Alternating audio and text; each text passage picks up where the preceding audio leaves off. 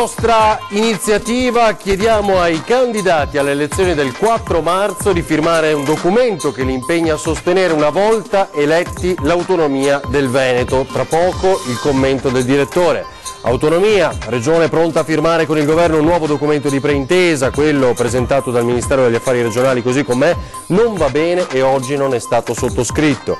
I carabinieri di Mestre hanno arrestato i responsabili di 4 rapine, tutte molto violente, avvenute nella terraferma veneziana tra il 2016 e il 2017. Si tratta di 2 ventenni. Omicidio di Elda Tandura, la 66enne trovata senza vita nella sua abitazione di Vittorio Veneto. Stamani sentenza del Tribunale del Riesame. Luca Furlan, accusato del delitto, torna in libertà. Ex popolari, i sequestri effettuati dalla Guardia di Finanza sono finiti nelle casse dello Stato. Grazie ad una nuova norma, l'appello delle associazioni, l'unica salvezza è il fondo. Domani a Padova attesa per la visita del Presidente della Repubblica Sergio Mattarella. Il Capo dello Stato inaugurerà il 796esimo anno accademico dell'Università in diretta su Antena 3. Un orologio per migliorare la produttività dei dipendenti. L'assemblea di lavoratori si oppone e a Mestrino scoppia il caso dopo i braccialetti di Amazon. Buonasera, buonasera, ben ritrovati in diretta con l'informazione di Antena 3, il telegiornale del Veneto. Dunque l'avete già visto ieri sera a 20:10, oggi lo ufficializziamo con il commento, l'annuncio del nostro direttore Luigi Baccialli. È l'iniziativa: chiediamo ai candidati al Parlamento per il prossimo 4 marzo di impegnarsi e farlo nelle nostre dirette, nei confronti sul versante dell'autonomia. Sentiamo Luigi Baccialli.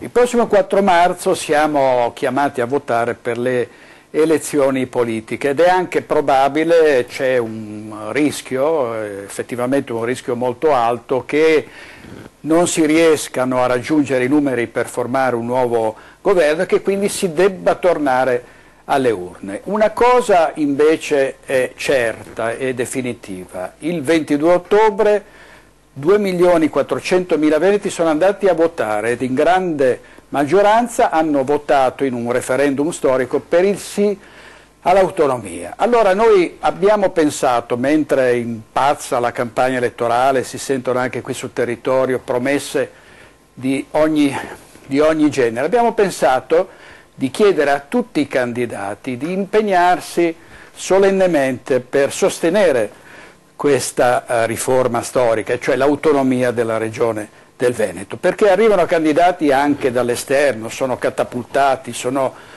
candidati nelle liste bloccate, decise da altri, e sostengono che loro faranno di tutto e il meglio per il Veneto. Allora li mettiamo alla prova nei nostri programmi, nelle nostre trasmissioni, anche all'esterno, quando andranno a parlare con i cittadini. Noi faremo vedere loro un foglio su cui ci sono poche righe, in cui il candidato si impegna proprio a fare in modo che il processo per l'autonomia possa andare spedito nei prossimi mesi, una volta che saranno chiuse le urne, insomma nei mesi dopo le elezioni in particolare. Vedremo a quel punto chi terrà veramente a questa regione e alle esigenze di un'intera comunità. Sono in troppi a dire: io sono qui per difendere gli interessi del Veneto. Vediamo, mettiamoli alla prova, vediamo se firmeranno questo impegno o se si asterranno dal farlo, e ovviamente è una scelta più che legittima. Così almeno ci contiamo, così almeno sappiamo chi sono quelli che dicono di volerla sostenere e di poi passare dalle parole ai fatti, e chi invece cerca appunto di gabellare un finto impegno per una missione vera e propria al servizio di questo territorio. Vi terremo aggiornati su questo e poi alla fine noi, prima delle elezioni, daremo conto di tutti i candidati che hanno votato e che non hanno votato per sostenere l'autonomia, e così in modo che i cittadini, gli elettori, potranno votare a ragion veduta. Così dunque il nostro direttore Baccialli, l'avete sentito, la partita dell'autonomia del Veneto in queste ore segna un nuovo punto, ma in realtà è comunque una leggera tensione ancora con Roma. Si dicono pronti la delegazione e la Regione a firmare con il Governo un nuovo documento di preintesa, perché quello che è stato portato dal Ministero degli Affari Regionali così com'è non va bene e oggi quella firma non è stata posta. Vediamo.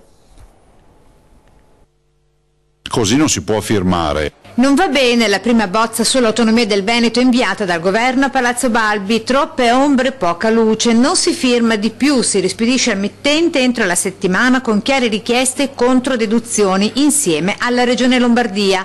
Così al termine dell'incontro con la delegazione trattante regionale il presidente Luca Zaia. La nostra delegazione trattante, quindi i tecnici, gli esperti, stanno preparando tutta una serie di controdeduzioni al documento che il governo ci ha inviato. Allora, se si dovesse firmare il documento come è stato inviato dal governo, non è firmabile per noi, perché i veneti danno un'indicazione chiara ad un progetto che è quello nostro di autonomia vera. Chiesta una preintesa quadro e non un'intesa da subito. Delle 5 materie trattate, tra le ombre, non accolte le istanze del fronte ambiente, sanità e lavoro. Penso al lavoro dove di fatto non ci viene dato nulla rispetto a quello che abbiamo chiesto, o ad altre materie come la sanità dove ci aspettiamo un po' di più di quello che ci viene riconosciuto. Ultimissimo aspetto, come ho sempre detto, si firma se si abbandona la spesa storica. C'è un segnale nel testo di abbandono della spesa storica, ma chiediamo un passetto in più. Insomma, ci sono delle posizioni da scalzare, si sa, cedendo delle competenze al Veneto, verrebbero smantellate parte delle tecnostrutture romane. Con le elezioni alle porte la trattativa proseguirà con il nuovo governo, di qualunque colore sia, conclude il governatore. Un processo come quello dell'autonomia non dura 2 mesi, sono solo 2 mesi che abbiamo approvato la legge in Veneto per andare a trattare, non dura un paio di mesi, dura mesi se non anni poi per fare un progetto completo stile Trento e Bolzano. Ovvio che se riusciamo a fare delle firme parziali per cominciare a consolidare e a cristallizzare quello che si è deciso, meglio. Se non le si fanno queste firme vorrà dire che faremo tutto con quelli che vengono dopo. Intanto il Consiglio regionale del Veneto ha approvato all'unanimità la risoluzione inerente al giorno del ricordo con la richiesta che il Parlamento modifichi la legge per revocare l'onorificenza di Cavaliere della Repubblica a Tito. La risoluzione spiega che al maresciallo Tito sono ascrivibili una serie di crimini, tra i quali quelli perpetrati nelle terre giuliane, istriane e dalmate, e che tali crimini hanno portato nel secondo dopoguerra la pulizia etnica nei confronti delle popolazioni italiane e venete in Istria, Venezia Giulia e Dalmazia. Il testo, su iniziativa del consigliere Alberto Villanova, poiché le onorificenze concesse dalla Repubblica Italiana possono essere revocate solo a persone in vita, il Consiglio regionale del Veneto invita il governo italiano a modificare la legge. La cronaca: i carabinieri hanno arrestato i responsabili di 4 rapine, tutte molto violente, avvenute in terraferma negli scorsi 2 anni nel veneziano.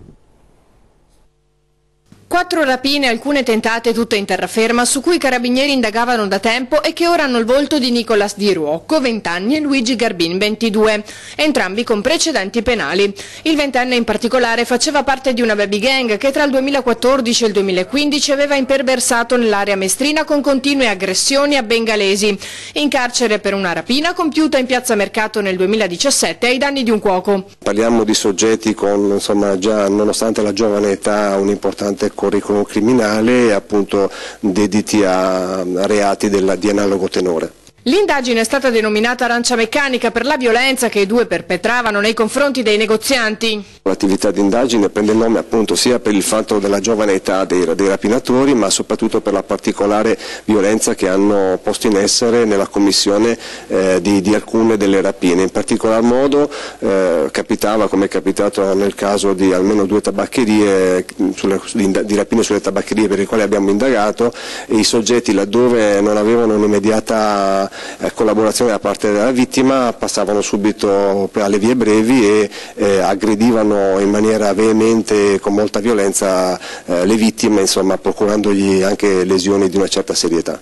Le rapine sono state compiute tra la fine del 2016 e l'inizio del 2017 nel supermercato di Più di Via Berna a Marghera, il giorno seguente un tentativo nella tabaccheria di Piazzale Giovannacci e non riuscendo a portare via nulla si sono accaniti contro l'anziano proprietario, causando traumi multipli alla testa e al volto. Ancora in una tabaccheria di Via San Donà a Mestre e all'Arca Planet di Chirignago. Non hanno agito sempre insieme. Hanno agito assieme almeno 2 casi, mentre in altri 2 casi avrebbero agito in maniera disgiunta, almeno questo è all'esito attuale delle indagini. Indagini che proseguono per capire se i 2 siano responsabili anche di altri colpi. Ora a Belluno ci sono novità sul folle, quello che si firma Erostrato e che prende di mira, lo sapete, i bambini. Ci sono state 3 perquisizioni nelle scorse ore.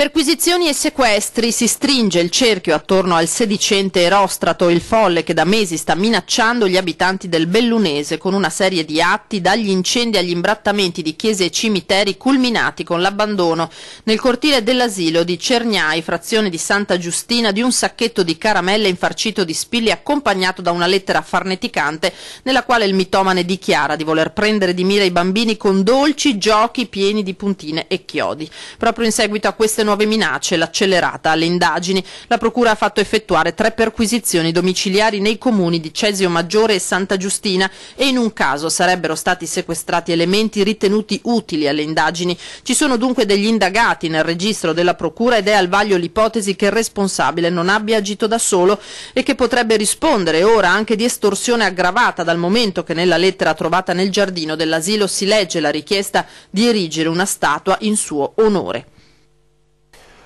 L'omicidio di Elda Tandura, la 66enne trovata senza vita nella sua abitazione di Vittorio Veneto nel Trevigiano. Stamani è sentenza del Tribunale del Riesame e Luca Furlan è tornato libero.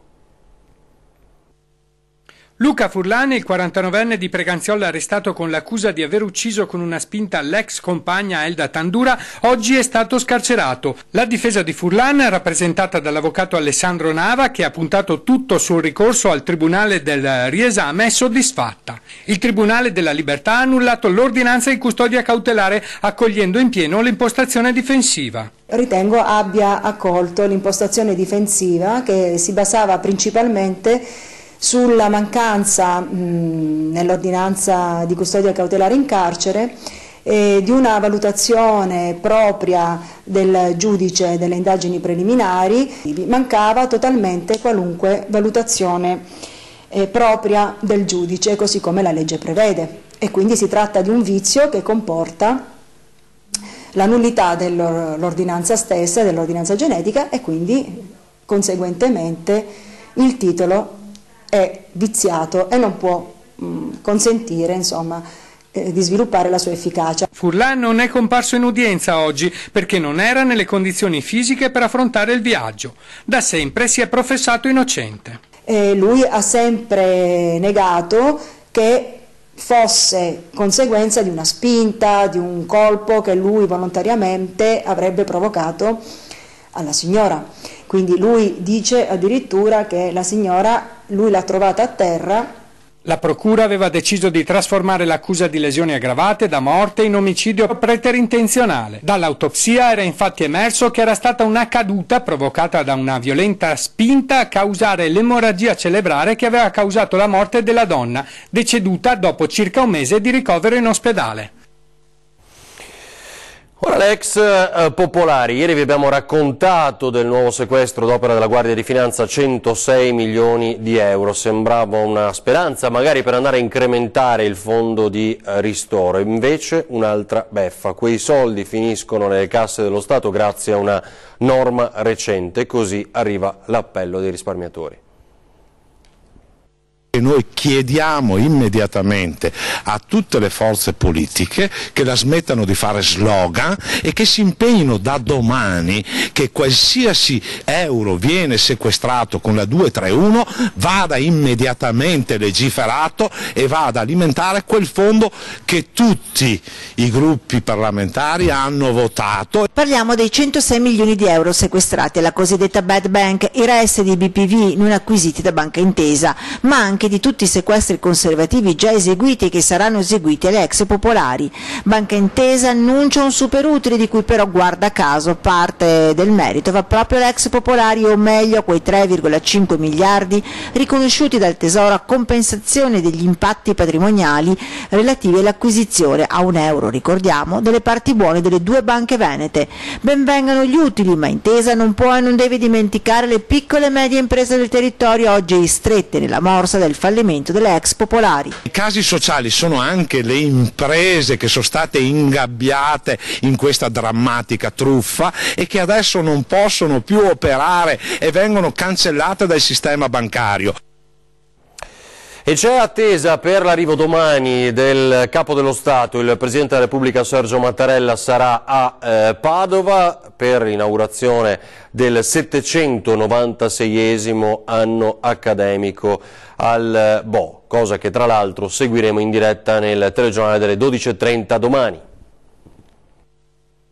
Inaugurazione del nuovo anno accademico, il 796esimo del Bo, e memoria con la consegna della medaglia d'oro al valor civile a padre Placido Cortese, il direttore del Messaggero di Sant'Antonio, torturato e ucciso nel 1944 dai nazisti a Trieste. Sono questi i principali appuntamenti della visita del Presidente della Repubblica Sergio Mattarella a Padova. Una mattinata, quella di giovedì 8 febbraio, scandita da ritmi serrati. Arriva il Marco Polo e poi trasferimento in città, dove alle 11 è prevista la cerimonia di inaugurazione dell'anno accademico.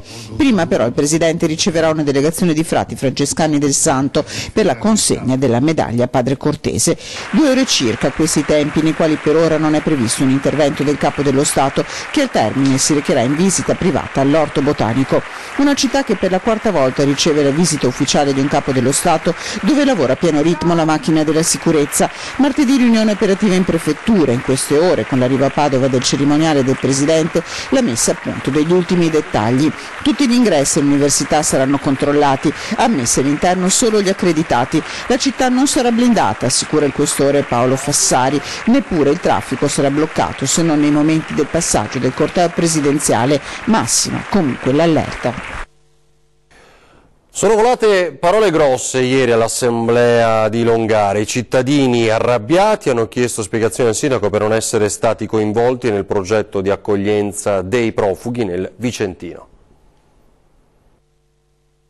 È una tua posizione razzista, hai capito? Per favore. Sono volate scintille. Sono state fatte accuse pesanti ieri sera all'assemblea di Longare sul tema dell'accoglienza dei profughi. Un incontro promosso dal comitato spontaneo di cittadini preoccupati per non aver ricevuto dall'amministrazione comunale sufficienti informazioni sul possibile arrivo di 17 migranti. Sotto accusa l'insediamento bocciato dalla prefettura nell'ex canonica di San Mauro Abate, di proprietà della famiglia Tiene. E proprio Federica Tiene è intervenuta a sorpresa all'incontro per dare la sua versione dei fatti, polemizzando apertamente con il sindaco Gaetano Fontana. Sto a sentire che io ho truffato la comunità, che questa decisione è stata presa dall'alto senza che l'amministrazione fosse a conoscenza del progetto.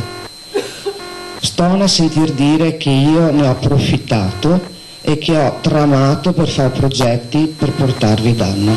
I migranti, lì la gente non li voleva, punto. Sul resto li mettiamo dove volete. E questa è la conclusione. Federica, non dire così, da me basta, capito? L'incontro ha sottolineato quanto sia essenziale il coinvolgimento dell'intera comunità di cittadini prima di poter ospitare i migranti e che quindi non possono essere accettate soluzioni gestite autonomamente da privati. Il sindaco ha affermato che Longare aderirà allo SPRAR, condividendo il progetto già in atto nel comune adiacente di Castagnero. Restano le perplessità sul sito da identificare nel rispetto della scadenza del 31 marzo comunicata dalla prefettura. Soddisfatto il comitato che, sollevando la questione dal basso, ha visto premiato l'evento con la partecipazione molto alta dei cittadini. Cerchiamo di generare un volano che possa essere di utilità per tutti. Sarebbe rimasto incastrato in una sorta di guerra tra hacker, il giovane di Portogruaro, ma studente a Padova, che come sapete ha violato la piattaforma Rousseau utilizzata dal Movimento 5 Stelle. Il giorno dopo che tutti sanno chi è il 26enne che ha violato la piattaforma di voto del Movimento 5 Stelle, lui, l'hacker originario di Portogruaro e residente a Padova, dribbla telecamere e microfoni. Non si aspettava il clamore. Évariste Galois, il nome d'arte scelto dallo studente fuori corso di matematica, nelle mail che aveva inviato al Movimento 5 Stelle aveva segnalato le falle nel sistema. Non immaginava che esporsi gli sarebbe costato una denuncia. Ah, ma quindi vuoi parlare con Luigi? Sì. Luigi non è qui al momento. Ah, non sei tu Luigi? No, io sono il suo coinquilino. Ah, perché nel campanello c'è scritto solo Luigi? Sì, io vivo con lui. Mercoledì lo studente, formalmente indagato dalla Procura di Milano per accesso abusivo al sistema informatico, è stato perquisito nel suo appartamento. I poliziotti specializzati in reati informatici hanno sequestrato il suo computer. Attraverso i dati cercheranno ora di ricostruire come siano andate davvero le cose. Se volete lo chiamo, ma vi dico già che lui non è interessato a parlare con giornalisti. Come ha preso la notizia che ha indagato? Come l'hai visto? Ma guardi, io preferirei non dirle niente.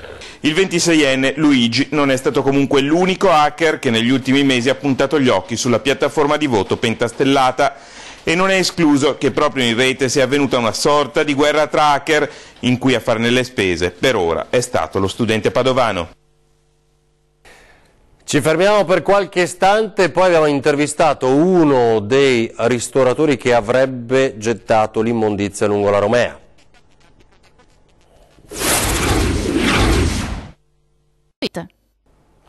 Torniamo in diretta al telegiornale del Veneto. Abbiamo scovato uno dei ristoratori denunciati per l'abbandono selvaggio di decine di sacchi di immondizia lungo la Romea. Parla ad Antena 3 e dice: qualcuno ha voluto farmi un dispetto, anch'io sono vittima di questa storia. È la prima volta che mi succede una cosa del genere e le dico, tanta rabbia dentro. Michele Perosine è uno dei ristoratori trevigiani multati per l'abbandono di diversi sacchi di rifiuti lungo la Romea a Chioggia. I carabinieri, grazie al contenuto dei sacchi neri, sono risaliti a Perosin, gestore della pizzeria-ristorante Servì e Riverí di Montebelluna, denunciandolo e sanzionandolo. Lui tuttavia respinge l'accusa di essere il responsabile dell'abbandono selvaggio di immondizia. Mi sento vittima di quello che è accaduto. Non ho parole per come sia successa una cosa del genere alla fine, perché avendo i contenitori all'esterno della proprietà, per carità, apribili e accessibili a chiunque, nel prendere e nel mettere, non ho parole come siano arrivati, diciamo, all'altezza di Chioggia. I contenitori dei rifiuti ce li abbiamo, dice Perosin, non avremo motivo di gettarli qua e là. Tra l'altro, per trasportare 30 sacchi sarebbe servito un furgone, forse qualcuno ha voluto danneggiarlo. Questo lo penso io anch'io adesso, perché dipendenti o no, non saprei chi potrebbe essere. Comunque secondo me è un dispetto. Sarei un po' un fesso portare le mie cose con alcuni documenti che rintracciabili ai bordi di una strada. Il ristoratore ora si è affidato a un avvocato. Pagherò quello che c'è da pagare, per carità, in caso poi faremo ricorso. Un orologio per migliorare la produttività e l'assemblea dei lavoratori si oppone, così a Mestrino scoppia il caso. Non era volto al controllo del lavoratore ma all'efficienza della produzione. Siamo alla DAB di Mestrino, uno degli stabilimenti della multinazionale danese che ha sedi in 14 paesi e è specializzata nei sistemi di movimentazione dell'acqua. Dentro questa azienda metalmeccanica, prima che scoppiasse il caso Amazon, i dipendenti si erano visti proporre uno smartwatch che avrebbe aggiornato in automatico il carico della linea, verificato il corretto utilizzo dei dispositivi di protezione personali e più in generale migliorato la produttività. Il risultato, quando la proposta è passata dai sindacati alle assemblee, è stato netto. Abbiamo escluso l'utilizzo per motivi disciplinari eventualmente delle informazioni rilevate con questo dispositivo. I lavoratori non si sentono sicuri di questa cosa, che trovano che possa essere anche un riscontro di controllo ad persona. È stato proprio unanime il verdetto, hanno scelto tutti di non utilizzare questi smartwatch. Nel biennio 2017-2018 l'azienda ha previsto investimenti per 8 milioni di euro per il rinnovo delle linee produttive. Azienda 4.0 e smartwatch ovviamente sono legati perché si parla di connessione, quindi connessione delle macchine con i programmi, delle macchine con gli operatori. L'elemento del controllo è il punto che noi contestiamo, perché una persona controllata è una persona non libera. Ma quella del sindacato non è una questione di merito, assicurano i vertici FIOM, quanto di metodo, e con il tempo non è escluso che quella che oggi è una strada chiusa diventi una via percorribile. Per ora intanto i braccialetti rimangono nel cassetto e nelle linee compariranno dei tablet che non saranno collegati ai dipendenti ma alle macchine. Guardate che hanno sorpreso a passeggio nella zona di San Giorgio in Bosco. Mammifero ruminante della famiglia dei camelidi, detto anche cammello pecora. Ecco a voi il lama munito di vezzosa museruola rossa che 24 ore fa passeggiava in via Colombara a San Giorgio in Bosco. I primi a notarlo automobilisti di passaggio e anche qualcuno a piedi. Tranquillo e per nulla impaurito, l'animale stava facendo un giro sulle strade di campagna, forse sorpreso per un'insperata libertà. A differenza dei greggi di pecore, ospiti non graditi del comune per la sporcizia che lasciano lungo le strade, il lama non ha creato particolari problemi, diventando protagonista di foto e selfie. Nessun incidente, per fortuna, sulle strade. Della provenienza per ora nessuna notizia. Solo il tempo per ricordarvi che c'è 20:10 questa sera con Antonino Pipitone di Insieme, Lucio Cavazzoni di Liberi e Uguali, poi alle 21:15 la Zanzega, si parla di birra e caffè artigianali, storie, aneddoti e preparazione di queste due bevande. Durante la trasmissione interverranno anche i due comici Carlo e Giorgio. È tutto, grazie per averci seguito, adesso le previsioni meteo, buona serata.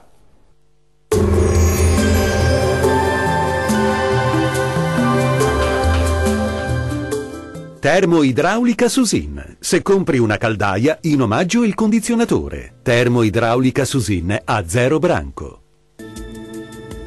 Molte nubi sulle nostre regioni e ci sarà anche qualche pioggia. Scopriamo in quali settori nel dettaglio di giovedì 8 febbraio. Sul Veneto il cielo si presenterà irregolarmente nuvoloso ma con ampi spazi soleggiati. Tuttavia non sono da escludere deboli e isolati fenomeni a carattere sparso, specie su Veneziano e Veronese.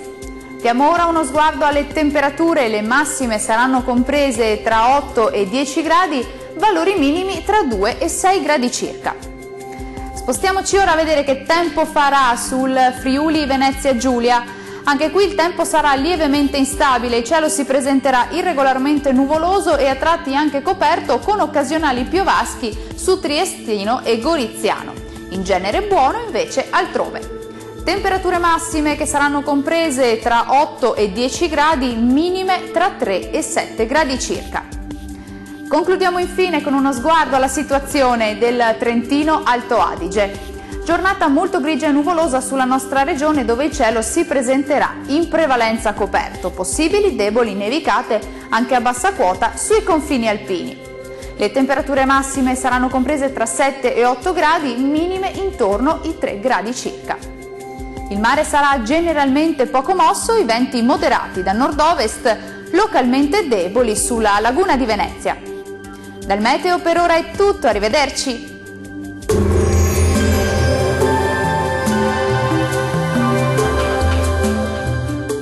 Termoidraulica Susin. Se compri una caldaia, in omaggio il condizionatore. Termoidraulica Susin a 0 branco.